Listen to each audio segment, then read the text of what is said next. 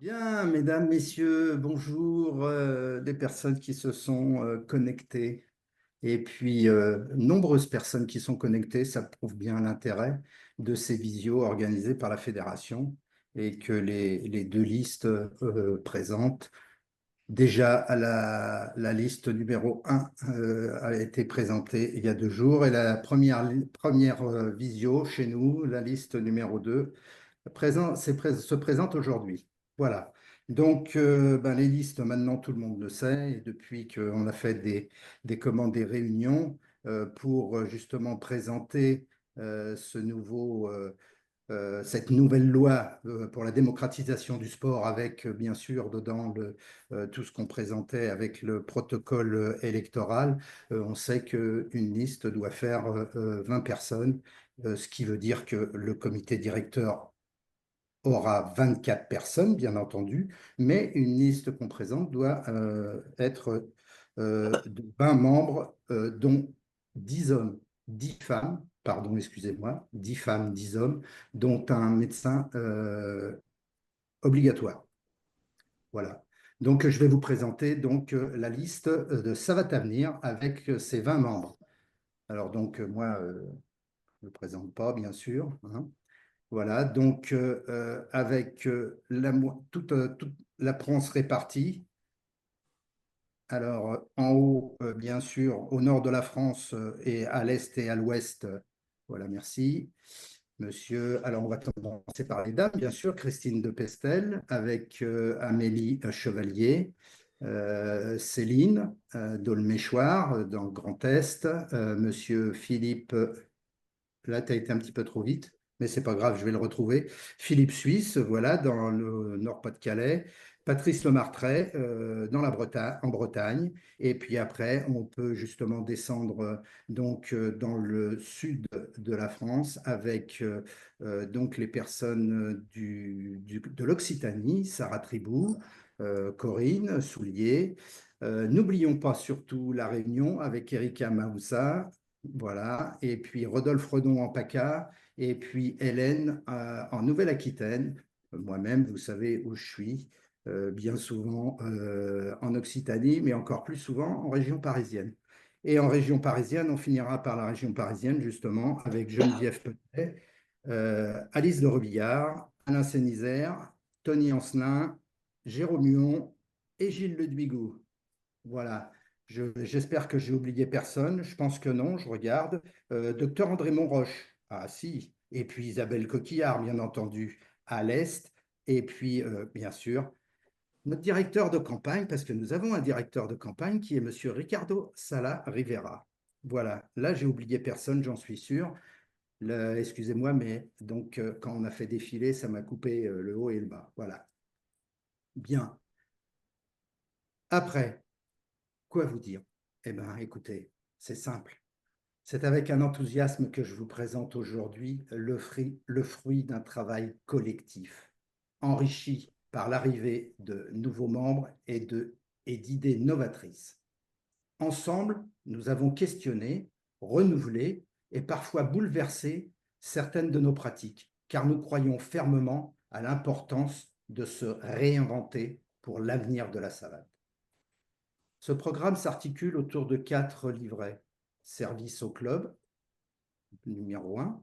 Numéro 2, performance vie sportive. Numéro 3, innovation, développement. Numéro 4, gouvernance. Service au club pour soutenir les clubs et leurs bénévoles. Performance et vie sportive pour renforcer le niveau technique et encourager l'excellence. Innovation et développement qui propose des actions pour attirer de nouveaux publics. Et enfin, gouvernance pour moderniser et rendre plus transparente notre organisation. Ce soir, nous aborderons des thèmes majeurs. Faciliter l'accès à la licence, repenser la progression technique, valoriser les dirigeants, accroître la visibilité de nos sportifs de haut niveau et bien sûr la Savate Ranking pour dynamiser la compétition. Je tiens à remercier chaleureusement mes colistiers pour leur implication et tout particulièrement Ricardo, Patrice, Alain, Sarah et Jérôme pour leur présentation ce soir. Merci aussi à Gilles qui sera le maître du temps. Très important le maître du temps pour ne pas déborder justement sur l'heure qui nous est impartie. Nous sommes impatients de partager cette vision, de répondre à vos questions et de bâtir ensemble, je dis bien, l'avenir de notre discipline. Merci pour votre présence et votre engagement. Bonne présentation à toutes et à tous et encore un grand merci. Mesdames, Messieurs, à vous.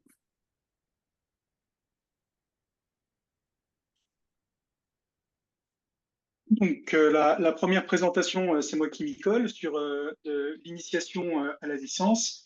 Bonsoir à tous. Du coup, aujourd'hui, je vais vous parler de la proposition de l'initiation à la licence qui a pour but de structurer un parcours pour chaque pratiquant, de la découverte de la savate et de ses disciplines associées jusqu'à l'obtention de leur licence. Cette démarche, elle vise à encourager un plus grand nombre de pratiquants à s'engager durablement dans la discipline en créant une progression claire et en leur offrant un soutien personnalisé. Alors pourquoi cette initiative? Nous partons d'un constat simple, c'est que beaucoup de personnes découvrent la savate et ses disciplines associées sans savoir exactement quelles sont les étapes pour progresser ni où cela peut les amener. Avec cette initiative, notre objectif, c'est de guider chaque pratiquant avec un parcours structuré et motivant, en instaurant des étapes claires et en les accompagnant à chaque niveau. Ce programme de l'initiation à la licence nous avons fixé plutôt 3 grands objectifs. Celui tout d'abord d'attirer et fidéliser les nouveaux pratiquants en leur proposant un parcours clair et en leur offrant un suivi personnalisé après l'initiation pour faciliter leur intégration. Un deuxième objectif, celui de valoriser la licence, en transformant la licence en un symbole de progression, de reconnaissance et d'appartenance à une communauté. Et un troisième grand objectif, celui de renforcer le rôle des clubs dans l'accompagnement des pratiquants en leur fournissant des outils pour suivre le parcours d'intégration. Donc, ce parcours d'intégration, nous en distinguons 5 étapes clés. La première, c'est l'étape de l'initiation, bien sûr. Cette première étape, qui sera organisée par les clubs, les comités départementaux, les ligues ou encore la fédération elle-même, permettra de faire découvrir la savate et ses disciplines associées à un public large. Nous avons prévu des kits d'initiation pour chaque club. Ces kits permettront de rendre la première expérience engageante et complète, avec notamment des séances types d'initiation sur lesquelles nous devrons collectivement travailler pour identifier ce qu'il est important et vendeur de faire découvrir à un public néophyte. À la fin de cette initiation, c'est là une des étapes les plus importantes, nous recueillerons des informations de base sur les pratiquants, en respectant bien entendu la réglementation sur les données personnelles, nom, prénom, genre, âge, adresse mail, numéro de téléphone, localisation et niveau d'intérêt pour la savate à la suite de l'initiation. Cette collecte de données a 2 objectifs. Tout d'abord, proposer aux pratiquants des informations personnalisées pour les encourager à rejoindre un club, et ensuite permettre un suivi statistique pour analyser le taux de conversion de l'initiation à la licence. Deuxième moment clé, le parcours de pratique personnalisé. Après l'initiation, chaque pratiquant se voit proposer des options de suivi personnalisé. On lui envoie des informations sur les clubs proches de son domicile et, en partenariat avec ces clubs, on pourra proposer par exemple des séances d'essai pour inciter à s'inscrire, à pousser la porte d'un club. Troisième étape, des éléments d'incitation et de fidélisation vers la licence. Toujours en collaboration avec les clubs, nous souhaitons permettre la mise en place d'éléments d'incitation pour fidéliser ces néo-pratiquants qui montrent un intérêt pour la savate ou les disciplines associées après la phase d'initiation. Ces éléments d'incitation peuvent être des réductions sur les frais d'inscription, des séances de découverte, comme on l'a dit tout à l'heure, et même des événements exclusifs pour ce type de public ou des remises sur l'acquisition de matériel. Ces initiatives encourageront les pratiquants à passer le cap de l'inscription dans un club et à s'engager durablement. Quatrième étape, l'obtention de la licence. La licence marquera une étape significative. Elle devient un symbole de progression pour chaque pratiquant qui décide de s'engager plus formellement. Cette licence, en plus de donner accès à ce que l'on connaît, compétition, événements, etc., elle représente un gage de motivation du nouveau licencié et de reconnaissance de la part de la fédération. L'objectif est que chaque pratiquant considère l'obtention de la licence comme une véritable récompense, marquant son engagement dans la savate et en lui offrant un statut au sein de la communauté savate et disciplines associées. Cinquième étape, l'accompagnement et les ressources apportées au club. Les clubs jouent ici, vous l'avez compris, un rôle clé dans la réussite de cette initiative. Pour cela, nous avons prévu des éléments de formation, d'information et de ressources destinés aux encadrants des clubs afin de faciliter le suivi de chaque pratiquant dans leur parcours. Le lien est fait ici avec le centre de ressources que nous souhaitons mettre à disposition des clubs en permettant d'accéder à des supports pédagogiques, des tutos vidéo, des fiches de suivi pour faciliter l'accompagnement de chaque pratiquant dans son parcours vers la licence. Alors, quels sont les bénéfices attendus de cette proposition? On en voit principalement trois. La première, c'est la fidélisation accrue. Parce qu'en mettant en place un parcours structuré et en assurant un suivi personnalisé après l'initiation, nous augmenterons les chances que les pratiquants continuent et s'engagent durablement au sein de nos clubs. Deuxième bénéfice, le renforcement du rôle des clubs, avec des outils et des ressources mis à la disposition des clubs. Ceux-ci peuvent jouer un rôle central dans l'accompagnement de chaque pratiquant. Ce renforcement de l'encadrement contribue à améliorer l'expérience de tous les licenciés. Enfin, troisième bénéfice attendu, l'augmentation du nombre de licenciés, parce qu'en valorisant la licence et en facilitant l'accès au club grâce à des éléments d'incitation que nous avons évoqués, nous visons une augmentation notable du nombre de pratiquants inscrits, ce qui profitera à la fois au club et à la fédération. En conclusion, la proposition de l'initiation à la licence ne se contente pas de structurer la progression des nouveaux pratiquants, elle met en place une démarche de suivi personnalisée et motivante pour encourager chaque personne qui découvre la savate à aller jusqu'à l'obtention de la licence. En collaborant avec les clubs, en valorisant chaque étape de la progression et en offrant des éléments d'incitation pour transformer l'initiation en un engagement, nous souhaitons bâtir une communauté plus forte et plus inclusive. Je vous remercie et du coup, je suis à votre disposition si vous souhaitez que nous apportions que je vous apporte, ou avec les collègues, bien entendu, des éléments complémentaires sur, sur ce point. Alors, Merci. pourquoi inventer ce qui existe déjà en une usine à gaz? Alors, pour le coup, je n'ai pas le sentiment que ce soit quelque chose qui existe vraiment avec une structure fédérale là-dessus. Alors, il y a peut-être des initiatives locales qui existent là-dessus, et je pense que c'est très bien. L'idée, c'est peut-être d'en faire profiter tout le monde, et on pense que du coup, la fédération doit être motrice là-dessus. Jérôme, est-ce que tu veux éventuellement compléter? Oui, alors déjà préciser qu'il ne s'agit absolument pas d'une opération obligatoire ou imposée à qui que ce soit. Ça rejoint en réalité les services qui seront proposés au club avec un outil d'animation, un format d'animation que les clubs ou les comités, les ligues ou tout organisateur d'animation, initiation pourra utiliser dans le cadre de son événement. Et l'idée, c'est, bah, comme tu l'as bien indiqué, Ricardo, c'est d'accompagner les clubs, d'accompagner les organisateurs d'opérations d'initiation pour ceux qui en ressentent le besoin, encore une fois, et de maximiser les chances de conversion entre l'initiation et la licence. Pour info, euh, on s'est inspiré, n'ayons pas peur de le dire, du format Haltérotour de la Fédération d'haltérophilie qui utilise donc ce type de procédé pour ces opérations de développement et d'animation. Alors, Émilie Costa demande si on a des pistes spécifiques pour attirer les féminines. Du coup, peut-être des premiers éléments, Jérôme, sur... Oui, bah, oui, vas-y. parce que dans le parcours que tu as évoqué, alors on pourrait imaginer l'initiation sous forme d'un parcours. avec différents ateliers, par exemple. Et on peut imaginer que on rentre progressivement dans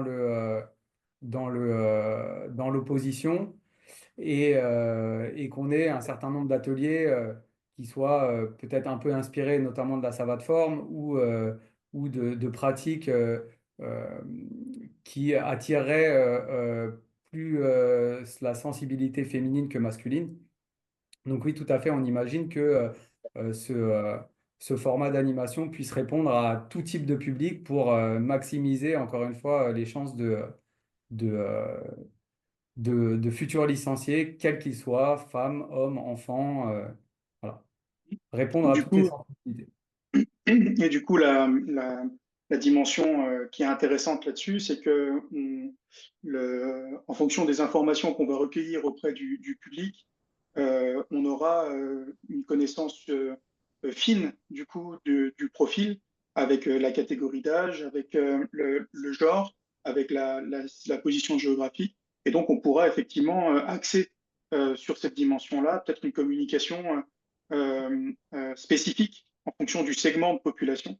Et Tout donc, à fait. on aura voilà, ces données suffisamment fines pour aller chercher plus spécifiquement ce public-là. Tout à fait. Très concrètement, à la fin du parcours, les jeunes ou moins jeunes pourront scanner un QR code qui sera affiché sur le stand. Ce QR code renverra sur un questionnaire à remplir et ils pourront recevoir, il y a des solutions très simples qui existent et qui permettent ensuite de générer un diplôme, par exemple. Un diplôme qui pourra être numérique et qui pourra être éventuellement imprimé s'ils le souhaitent. Et puis, on pourra imaginer également des goodies.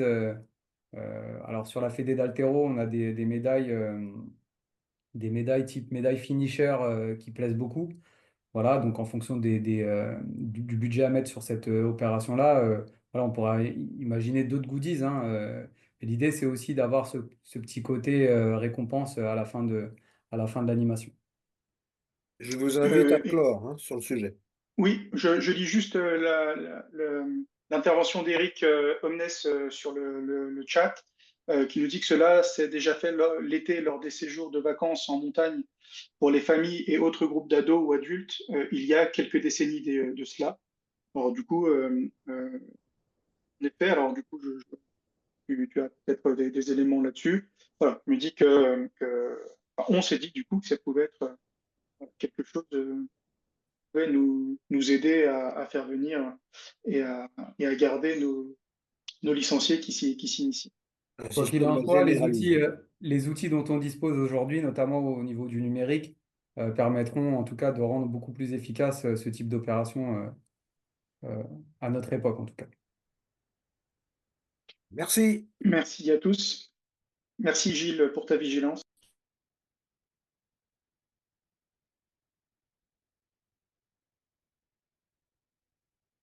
Oui, bonsoir. Donc, je vais reprendre la main pour la refonte de la progression technique.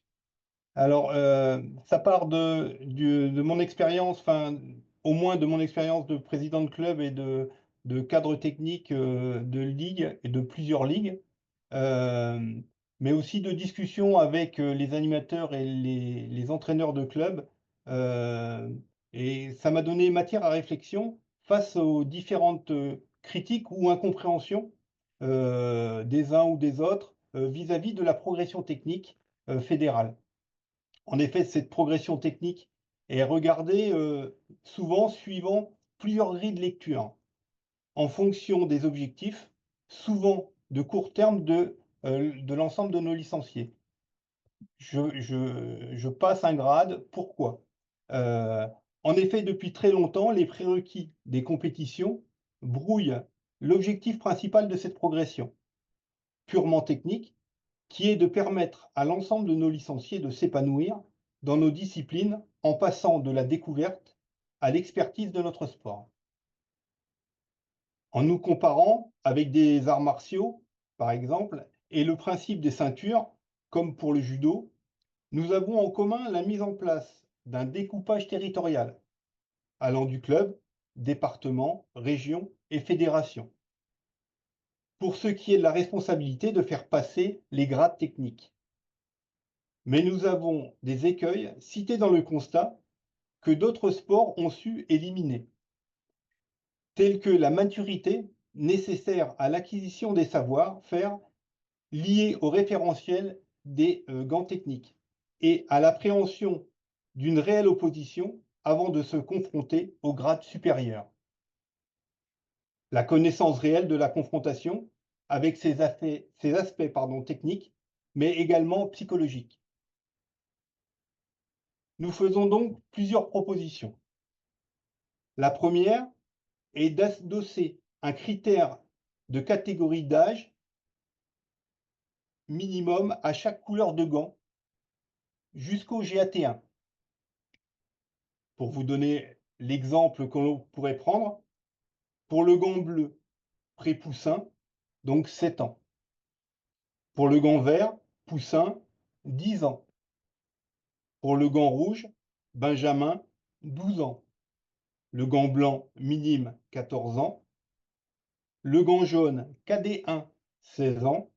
Et le GAT1, KT2, 17 ans. Le but est, comme je vous l'ai dit, d'avoir la maturité nécessaire pour arriver au gant jaune à minima, puis au GAT1. Pour ce qui est des enfants, puisque je suis parti des minima pour les enfants, ça permet de ne pas avoir un écueil que j'ai eu plusieurs fois, c'est de faire passer des gants jaunes à des gamins qui ont 10, 11 ans et qui ont le référentiel technique, la gestuelle, mais qui n'ont pas forcément la maturité pour aller vraiment vers ce qu'on appelle la maîtrise. Deuxième proposition, c'est d'imposer un nombre de points en compétition sous la forme d'assaut sur le principe du gant de bronze, avant le passage de l'examen du gant jaune, puis du GAT1. Ceci afin de corriger la vision qu'ont certains compétiteurs et entraîneurs sur ces deux gants dans la progression technique vis-à-vis des prérequis imposés en compétition et d'une correspondance plus lisible entre nos gants supérieurs, maîtrise et expertise, et les ceintures noires en reprenant cette correspondance avec les arts martiaux. Ceci dans le but de donner une visibilité sur la qualité de nos tireurs en direction du mouvement sportif et aussi des spectateurs qui viennent voir nos compétitions. Enfin, remettre en avant le GAT2 et le GAT3 par une intégration dans un collège d'experts avec un pouvoir politique de proposition sur l'aspect technique de nos disciplines, notamment sur le référentiel des passages de grades départementaux, régionaux et nationaux. Ceci afin de retrouver un attrait et une fonction à ces gants supérieurs d'expertise.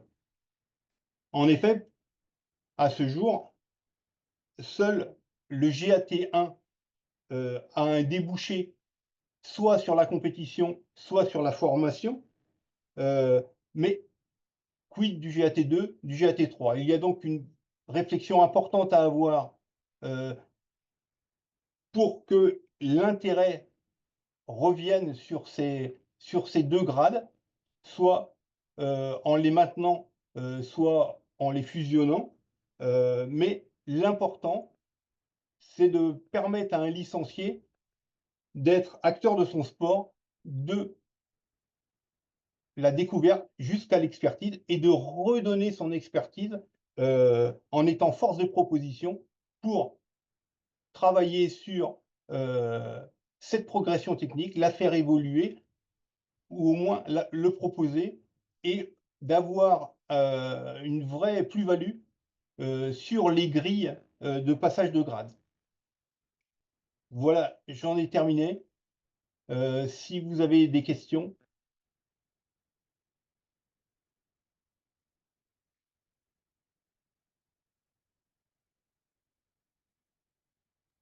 Donc, a priori, il n'y a pas de questions. Alors, Ricardo, Oui, pardon, on a deux interventions. La première, c'est aux entraîneurs de proposer les élèves lors des passages de grade.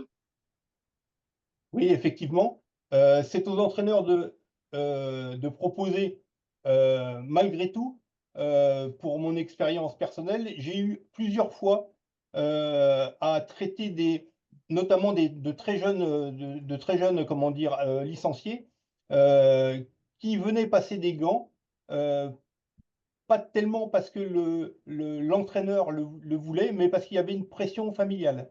Le fait d'avoir ce critère d'âge permet de modérer ce type de comportement et permet, notamment pour les jeunes, de maintenir une motivation sur l'ensemble des premiers grades, notamment en jouant avec les degrés, et de pouvoir ainsi avoir des objectifs, des échéances d'année en année.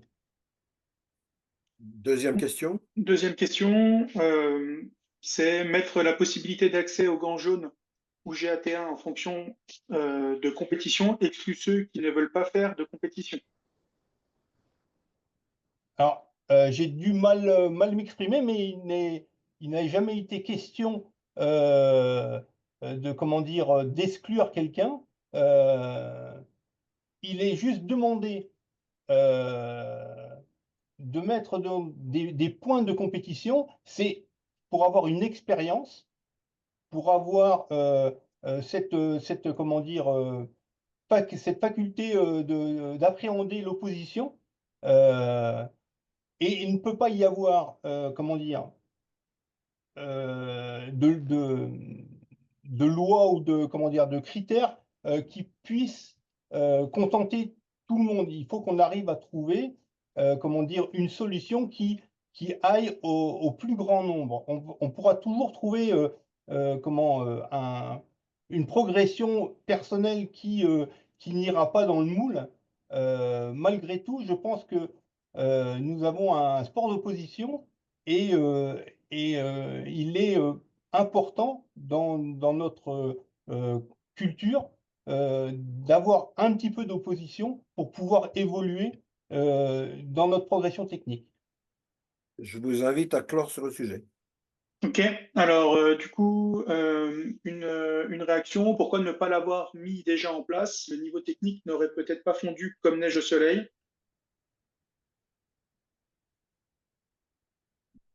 Alors, à titre personnel, j'arrive dans l'équipe. Comme ça a été dit au début par notre tête de liste, il y a des personnes nouvelles qui arrivent dans l'équipe et qui arrivent avec peut-être des idées qui n'étaient pas encore arrivées comment dire, à terme sur l'ancienne mandature. On ne peut pas tout faire en 4 ans, en 8 ans. Voilà, et comment dire, la société évolue, on évolue, et je trouvais qu'il était intéressant d'arriver à ce type de proposition. Du coup, je lis simplement, je crains qu'on n'ait plus trop le temps pour répondre. À ce jour, quelle proportion ces jeunes licenciés représentent-ils dans le nombre de candidats? Patrice, très rapidement. Alors, il va être compliqué de répondre à cette question parce que sur comment dire, le public enfant, c'est un niveau club. Et donc, suivant les clubs, il y a des clubs avec des écoles de savate, des clubs qui n'en ont pas. Euh, la question est assez complexe à répondre, hein. Enfin, surtout Émilie maintenant, il Costa, faudrait faire des recherches. Émilie souligne que, mais il risque d'y avoir des pressions inverses. À tel âge, on doit avoir tel grade, le problème reste entier. Par contre, l'autonomie du... Ah, bah du coup, Jérôme, tu as répondu, je crois. Je termine. L'autonomie du moniteur par rapport au passage de grade doit être assurée. Eric Omnes, pas de distinction entre un gant jaune pour la compétition en combat notamment et un gant orange, par exemple, pour le cursus d'enseignement. Un gant orange? Bah, du coup, le orange étant entre guillemets, je pense que c'est pour une distinction entre la partie compétition, je pense, et puis la Ah, partie qui serait dédiée à l'enseignement. Peut-être un grade à part, un grade nouveau, je pense, hein, du coup, d'accord. c'est davantage sur ce point-là. Donc, en 12 ans non plus, puisque du coup, tu as évoqué en 4, en 8, donc en 12. On parlait d'enfants au gants jaunes. Du coup, c'était la réponse, le complément sur tout à l'heure, sur le nombre de proportions de jeunes licenciés représentés dans les candidats au gants jaunes. Bien, Merci de conclure. du coup bah, dernière remarque, je rejoins Pascal Sainte-Rose. Cela exclut les loisirs qui ne veulent pas faire de la compétition pour les gants jaunes et GAT. Bah, écoutez, c'est une réflexion qu'on va prendre en compte hein, dans dans nos, comment dire, nos travaux. Euh, Ça va être compliqué de répondre là tout de suite, mais on prend en compte cette réflexion. Et on pourra aborder ça peut-être en y réfléchissant un petit peu lors du prochain séminaire, hein, webinaire. Voilà. De façon à ce qu'on ne soit pas pris par le temps là, hein, pour aborder les autres sujets. Merci à vous. Eh bien, bonsoir à toutes et à tous. Alors, excusez-moi d'avance si je m'interromps pour une canne de tout, mais c'est les circonstances. Donc, c'est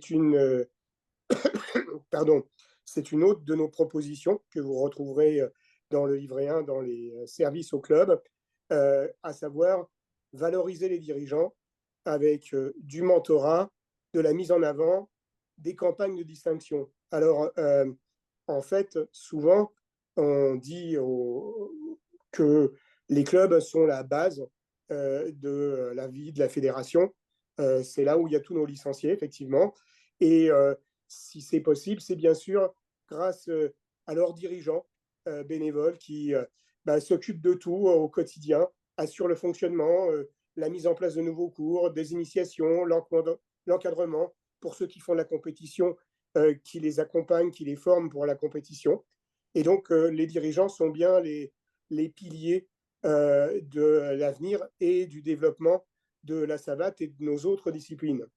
Et donc, la réflexion qu'on a eue, à la fois par des expériences personnelles, mais aussi par les discussions avec des gens des clubs, c'est eh bien, qu'est-ce qu'on met en avant, qu'est-ce qu'on met en place pour les clubs et pour aider ces gens qui œuvrent au quotidien tous les jours.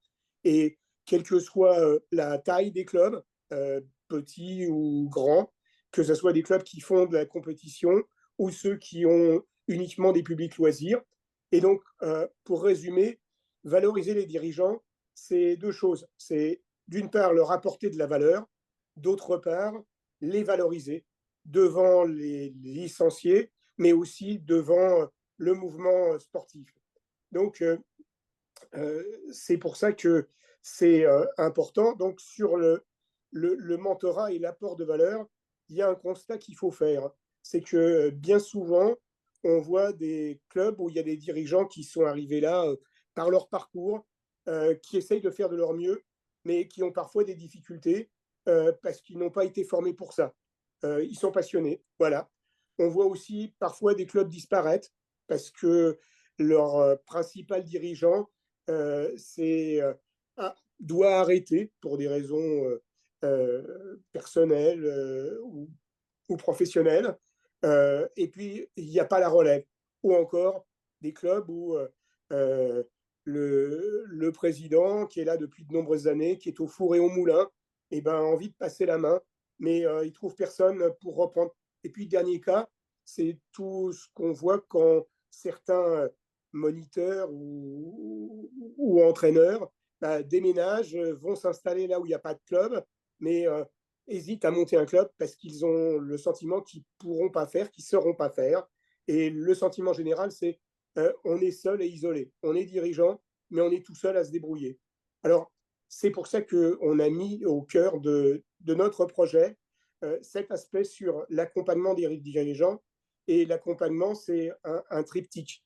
Triptyque, c'est d'une part les former, et comme par exemple la formation gratuite au certificat de formation à la gestion associative, la formation gratuite qu'on met juste en place maintenant et qu'on veut pérenniser, c'est aussi mettre à disposition des ressources, on en parlera dans le deuxième webinaire, et puis c'est le mentorat. Alors, le mentorat, c'est quoi? C'est une priorité, enfin pour nous, c'est une priorité d'abord pour les nouveaux dirigeants, que ce soit dirigeants d'un nouveau club ou dirigeants qui arrivent dans un club existant, et parce que tout simplement, ils ont tous des profils différents. Il y a ceux qui sont des enseignants expérimentés, mais qui n'ont aucune connaissance pour tout ce qui concerne la gestion associative. Et puis, il y a aussi des gens qui sont des passionnés, qui ont des compétences professionnelles qui leur permettent sans problème d'animer, enfin de gérer la vie de leur club, mais qui ne connaissent pas tout le système fédéral, tout l'écosystème, etc. Et donc, l'idée, c'est bien de leur offrir la possibilité d'avoir un parcours personnalisé avec du mentorat. Donc, le mentorat, c'est quoi? C'est quelque chose qui vient aussi bien du monde des services publics que de l'entreprise, où une personne expérimentée, celui qu'on appelle le mentor, va accompagner de manière individualisée sur plusieurs mois la personne qui démarre dans cette nouvelle fonction pour l'aider à résoudre les problèmes concrets qu'il rencontre dans sa pratique, que ce soit comme dirigeant, que ce soit faire une campagne de rentrée, monter un nouveau projet, démarrer, faire une demande de subvention, préparer une AG, etc., etc. Où effectivement, ce qui est au cœur, c'est que la personne qui va le mentorer, c'est quelqu'un qui peut être un dirigeant au niveau de la fédération, d'une ligue, d'un CD, voire d'un autre club, qui va l'aider pour le faire bénéficier de son expérience. Et ça permet de constituer une entraide, un système d'entraide entre dirigeants et aussi de créer un réseau de dirigeants. Autre aspect, c'est effectivement la reconnaissance, la mise en avant des bénévoles et des dirigeants, à la fois devant les licenciés et devant le mouvement sportif. Licenciés, quand on a une compétition qui a des athlètes qui gagnent, ils sont très contents de se faire remettre leur récompense devant le public, de se faire applaudir, et c'est normal. Eh bien, on s'est dit, pourquoi pas, pour les dirigeants qui font tous les jours des performances, et ce n'est pas forcément dans des clubs compétitifs, eh bien, pourquoi pas les mettre en avant? Aujourd'hui, on a des médailles fédérales, mais elles sont remises un petit peu de manière très discrète. Là, ça serait de les mettre en avant lors des événements nationaux, bien sûr, dans la mesure du possible. Et dernière chose, il y a les médailles jeunesse et sport et de l'engagement associatif. Il y a des fédérations qui poussent à ça pour leurs bénévoles. Eh bien, on veut faire la même chose et on veut systématiquement mener une campagne annuelle pour promouvoir ces gens-là qui sont des dirigeants méritants et leur permettre de se faire distinguer devant leurs pairs dans des cérémonies en préfecture. Et croyez-moi, pour y avoir assisté quand j'étais membre d'un cross, eh bien, les gens apprécient tous et c'est important pour récompenser l'engagement. Voilà, j'ai terminé.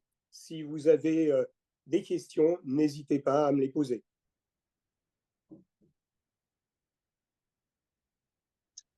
Merci Alain. Pour l'instant, il n'y a pas de remarques. Et puis du coup, vu que alors il y a une remarque, des récompenses aux dirigeants, entraîneurs se font déjà, mais pas suffisamment. Voilà. Alain, je ne sais pas si tu souhaites. L'idée, c'est d'une part d'en faire plus, mais aussi de les remettre publiquement. Aujourd'hui, un club propose, si le comité directeur valide la proposition, le club reçoit et on lui remet dans un coin.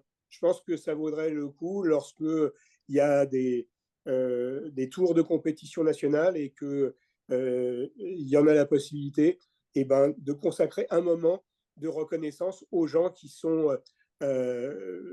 ont une médaille. Donc c'est double côté. plus de médailles, mais aussi une reconnaissance plus publique. Très bien, merci. On passe peut-être au thème suivant, le temps étant défilant à une vitesse incroyable.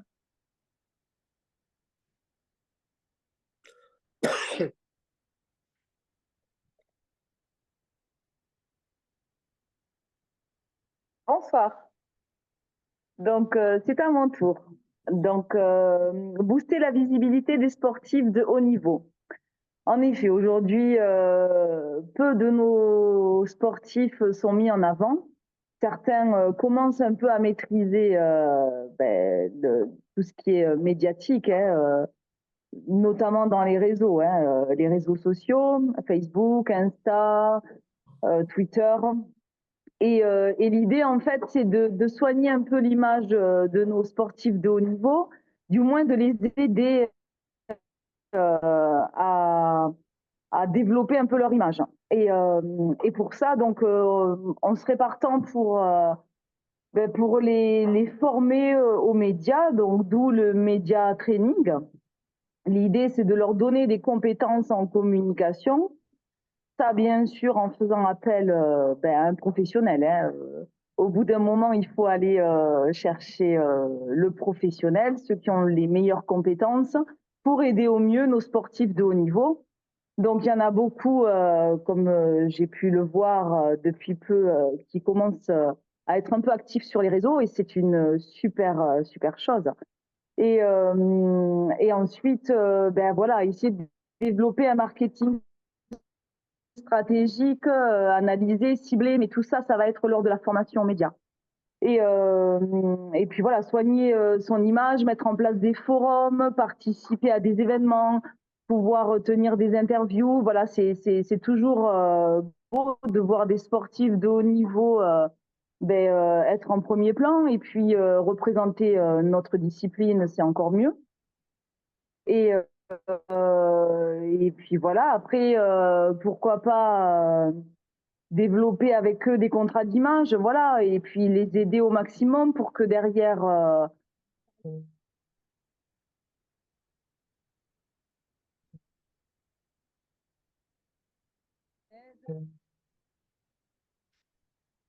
et puis voilà, après tout ce qu'on a pu voir jusqu'à présent, c'était toujours une belle image de notre discipline, là, que ce soit à la télé ou sur les réseaux, tout le monde parle de nous en positif, donc ça, c'est une très, très bonne chose. Et dans l'absolu, ce serait de mettre en place des partenariats aussi avec des sportifs qui sont passés par chez nous, qui ont performé dans d'autres disciplines. D'ailleurs, ça va être mis en place, hein, et ça, on se réjouit. Hein. On parle bien entendu de Nicolas Alexis, hein, qui nous fait honneur, et qui est un excellent athlète. Et donc, voilà, l'idée, c'est vraiment d'accompagner au mieux, de les aider à, à créer leur image et de les soutenir. Tout ça voilà, par l'intermédiaire d'un professionnel. Voilà, Jérôme, avec Jérôme, on en a beaucoup discuté. Jérôme est aux côtés de nombreux athlètes, hein, et puis il est aussi un peu sur les réseaux, donc voilà, il voit ce qu'il se passe, et puis voilà, en discutant de tout ça, on se dit que la meilleure façon pour faire briller nos athlètes, c'est de les accompagner au mieux. Oui, merci Bon, Sarah. Et Jérôme. pour illustrer un peu plus précisément la partie contrat d'image et un de ces volets, on envisage, puisque Anissa Mexen sera aussi partante pour revenir euh, à son origine, entre guillemets, dans le cadre, et c'est un projet dans le cas où on serait élu, évidemment, d'un événement qui s'appellerait Made in Savat et qui proposerait deux masterclass dans une journée sur une grande salle avec une masterclass d'Anissa Mexen et une masterclass d'Alexis Nicolas. Alors, on souhaiterait réunir ces deux grands ambassadeurs tout ça dans le cadre d'une belle opération pédagogique et aussi de communication. Alors, il y a une remarque à la télé, dans les médias, tout le monde parle de nous, point d'interrogation, point d'exclamation. Donc, l'intervenant semble s'étonner de ça. Est-ce que tu souhaites répondre, Sarah? Oui, ben oui, quand on regarde un peu les événements, que ce soit bon, à l'époque au Glory, voilà, quand on parlait, ils viennent de la Savate, une excellente école formatrice des sports pieds-points. Donc on a toujours entendu ça, on a toujours eu une très très bonne image de tous ces sports de combat, notamment pieds-points. Et ça, je pense qu'en replay, on peut certainement le retrouver. Alors, Smaël souligne que la mise en avant des sportifs de haut niveau, c'est une excellente nouvelle, mais s'il vous plaît, pas toujours les mêmes. Et attention, surtout aux oubliés. Ce n'est pas parce que nous ne sommes pas en pôle que nous ne devons pas briller auprès de la fédération, mais aussi du reste. Exactement, exactement. C'est pour ça qu'on va proposer cet accompagnement. Bien sûr que tout le monde a le droit voilà, d'avoir cette possibilité d'être accompagné, d'être formé pour briller, bien sûr, parce qu'il y a beaucoup de personnes qui performent pas, mais qui ont énormément de talent. C'est pas parce qu'ils sont pas champions qu'ils restent oubliés, bien au contraire. Non, non, on sera là pour tout le monde. Club 44 dit bonjour. Avant de s'occuper des réseaux sociaux des athlètes, pour valoriser nos athlètes de haut niveau, ne faudrait-il pas commencer par diffuser tous les tours de championnat de référence, les championnats Elite A? Les voir en action serait notre meilleure publicité. Merci. Alors, je vais répondre à cette question, si tu me le permets, Ricardo. Elle est intéressante. Je crois que depuis quelques années, la grande majorité des finales élites ont été diffusées. Évidemment, il faut continuer dans ce sens, sans exception. Je pense que on a vraiment intérêt à ce que ça se poursuive. Bah, les deux éléments de la question, j'ai envie de dire, les deux doivent être poursuivis parce que les réseaux sociaux aujourd'hui sont les nouveaux médias et je pense que c'est vraiment pas à sous-estimer, notamment quand il s'agit des réseaux sociaux des athlètes de haut niveau. C'est des outils puissants pour eux dans le cadre du développement de leur image, de leur marque. Et c'est aussi des outils qui permettent à la fédération de briller et de développer. Et je pense qu'on doit encore aller plus loin, beaucoup plus loin même sur ce terrain des réseaux sociaux. Et je veux bien Le... garder la main pour le dernier point Vas-y. parce qu'il nous reste que peu de temps et je vais Et partager là, un petit. et là, je te laisse la main, du coup. Ok, ouais, je partage un diaporama.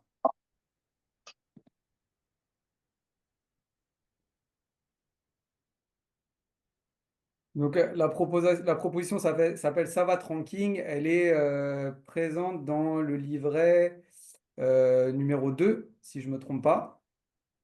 Elle est liée donc aux propositions liées à la vie sportive et à la performance. Donc, ranking pour les non-anglophones, c'est classement. Mais je vais vous inviter à avoir une vision un peu plus large que celle du simple classement national ou international. En gros, ce qu'on aimerait pouvoir mettre en place, ce qu'on mettra en place, c'est une plateforme répertoriant les résultats détaillés des compétitions. J'ai mis J+3 maximum, c'est-à-dire que dans l'idée, on a une compétition le samedi, le lundi, voire le mardi.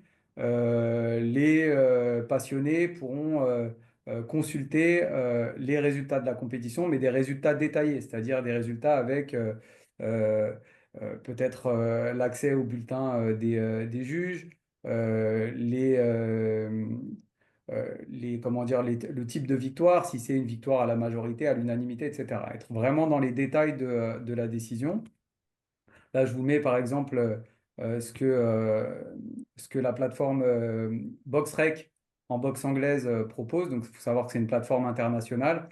Là, vous avez donc les deux noms à gauche et à droite. Au centre, vous avez donc la victoire, le type de victoire. Donc, c'est une victoire par hors combat à la première reprise sur 8 reprises.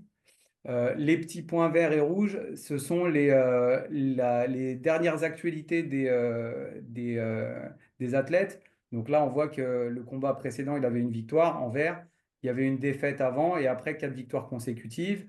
Et du côté droit, c'était plus des alternances entre victoires et défaites. Et vous avez aussi les records donc des tireurs. Donc 16 victoires, une défaite pour le combattant de gauche et 12 et 3 pour celui de droite. Voilà, dans l'idée, ça serait de pouvoir présenter les résultats des compétitions de cette façon pour avoir plus comment dire, plus de matière. Donc cette plateforme, elle permettrait aussi d'accéder au profil des tireurs. Donc on l'a vu là sur la diapo précédente, on avait la possibilité de voir un petit peu les derniers résultats. Là, ça serait être bien sûr un peu plus dans les détails. Donc là, vous avez un exemple de fiche où on a le record en haut au-dessus de la photo et puis tout un tas d'informations, de données disponibles sur l'athlète en question. Ici, ce sont les détails des derniers combats que l'athlète en question a effectués. Et donc, on peut voir aussi donc, plus d'informations sur les adversaires, les derniers adversaires qu'il a rencontrés, les dates des combats, les titres, etc. Bien sûr, puisqu'on a on a traduit le terme ranking, la finalité, c'est aussi de construire et de rendre public des classements par catégorie de poids qui viendraient en parallèle et en complément des compétitions officielles traditionnelles qu'on connaît. Rajouter encore ce serait un peu comme une compétition permanente, une compétition parallèle avec un classement par catégorie qui pourrait venir compléter le classement. Si on prend par exemple le championnat de France élite, on aurait évidemment le champion de France élite et puis on pourrait avoir un numéro 1 au classement combat senior qui serait peut-être le champion, mais peut-être une autre personne, un autre athlète. Et voilà, ça pourrait permettre aussi d'apporter plus de, euh, comment dire, de matière, d'activités sportives. Pourquoi pas aussi d'apporter plus d'éléments pour le comité de sélection aux équipes de France, puisque on sait que c'est pas, même si dans 90% des cas, c'est le champion de France qui participe aux compétitions internationales. Avec un système comme ça pourrait permettre que peut-être, au-delà du championnat de France, un certain nombre de galas, un certain nombre d'autres compétitions puissent être prises en compte dans la sélection de l'équipe de France, pourquoi pas. Donc voilà un exemple de présentation de classement d'une catégorie de poids sur BoxRec. On pourra même aller plus loin et imaginer des classements par critères ou critères cumulés. Je vous invite à aller parcourir le dossier, le livret 1, où on propose des redéfinitions ou des précisions sur les critères de jugement, notamment. On évoque le critère de dommage pour remplacer la notion d'efficacité pour le combat et le bonus virtuosité en assaut. On pourrait imaginer, par exemple, avoir un classement, toutes catégories confondues, des tireurs en assaut qui sont les plus virtuoses, par exemple, en prenant en compte le nombre de bonus de virtuosité acquis au cours de tous les assauts de la saison. Voilà, c'est peut-être un peu abstrait tel que je le présente, mais croyez-moi que sur une plateforme intuitive, tout sera bien clair et passionnant. Alors, je me suis appuyé sur la plateforme BoxRec. Ce qu'il faut savoir, c'est qu'évidemment, le MMA qui envahit la scène enfin, le paysage des sports de combat aujourd'hui en France et partout dans le monde, a créé également ce type de, euh, d'outils et de plateformes. Et évidemment, donc, la concurrence, on doit s'en inspirer et on doit évidemment se mettre à la page sur ce type de sujet. Alors pourquoi? Vous allez peut-être me dire, je ne sais pas s'il y a des questions justement. Voilà, je vous donne un certain nombre d'arguments, un certain nombre de réponses à la question pourquoi. Donc la lisibilité et l'éducation, entre guillemets, du public, des fans. Parce que plus on est précis, plus on est comment dire, exhaustif dans les données transmises, plus le public est conscient et connaisseur, éduqué, etc.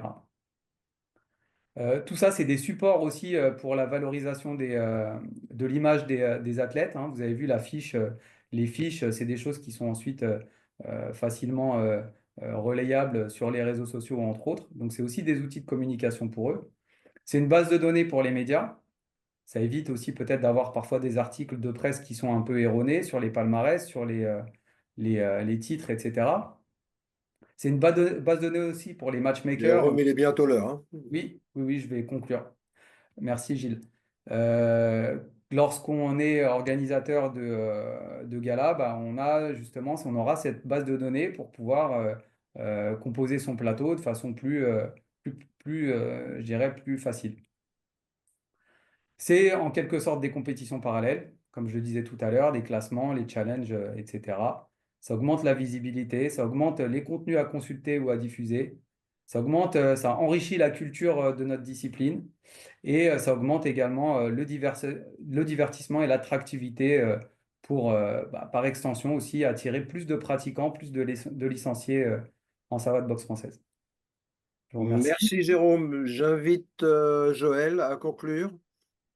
Oui, vous m'entendez? Il n'y a pas de souci? Bien. Écoutez, je suis ravi de cette visio-là. On est resté dans le timing, c'est très très bien. Il y avait un des sujets, un des livrets que Patrice disons, a donné des informations dessus et des idées. C'était le titre, c'était la progression.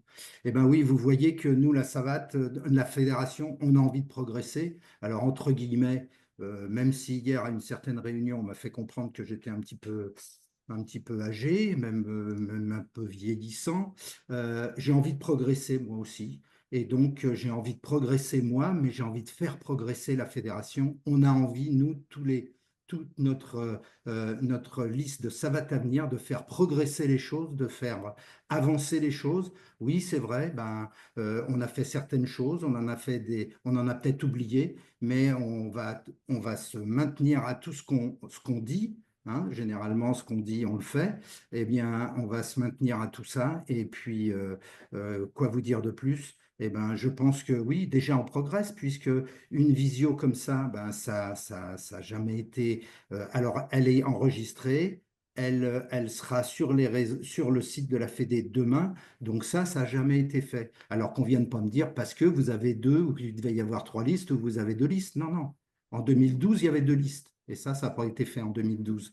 Donc, conclusion, on a progressé. Et au jour d'aujourd'hui, on progresse justement au moins pour cette élection, ce process d'élection. Et donc, on met tout en place pour que ça se passe le mieux du monde. Et puis pour informer, bien sûr, tous les licenciés, tous les clubs, tous les présidents de clubs, de comités départementaux et de ligues. Sur ce, je vous souhaite une très très bonne soirée. Je remercie tous les participants et toutes les participantes à cette visio et bien sûr à tous mes amis colistiers qui ont managé cette soirée. Je vous remercie bien et puis je vous souhaite bonne soirée. Prenez soin de vous. À très bientôt. Merci et bien sûr à notre Bonne soirée. prochaine visio. Merci bien. Au revoir. Au revoir à soirée. tous. Au revoir à tous. Au revoir à tous.